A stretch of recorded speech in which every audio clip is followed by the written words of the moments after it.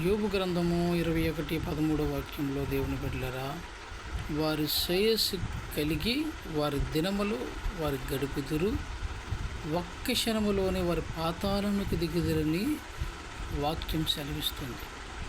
వారి శ్రేయస్సు కలిగి వారి దినములు గడుపుతూ వారు ఒక్క క్షణములోనే వారి పాతాళమునకు దిగుతారని వాక్యం సెలవిస్తుంది. బిడ్డలారా, మరి మనుషుడు తినడము తాగడము పాపం చేసి చనిపోయే ఒక్క క్షణంలో నరకానికి వెళ్ళిపోవడానికి కాదు, కానీ దేవుడు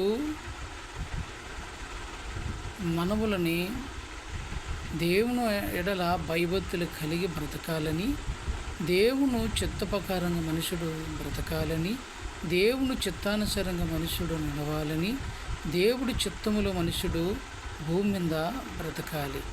దేవుడు మన పట్ల ఆయన చిత్తమే జరగాలని దేవుడు మానవుని పుట్టించాడు.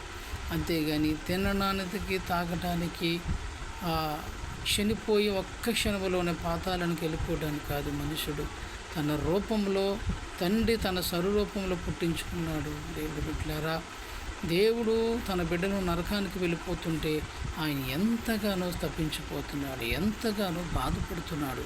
అందుగురించి దేవుని బాధ పెట్టే జనంగా ఉండొద్దు, దేవుడిని ఇంకా హాయిపరిచేవారుగా ఉండొద్దు, దేవుడి నామాన్ని అపకీర్తి తెచ్చేవారుగా అవమానం తెచ్చేవారుగా ఉండొద్దు.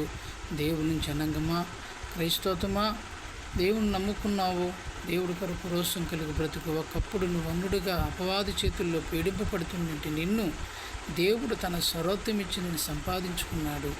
నువ్వు దేవునిలో నువ్వు బిడ్డగా మారినప్పుడు నువ్వు నీతిమంతుడిగా నువ్వు తీర్చబడ్డావని మర్చిపోకు, నీతిమంతురాలుగా తీర్చబడ్డావని మర్చిపోకు. దేవుని బిడ్డ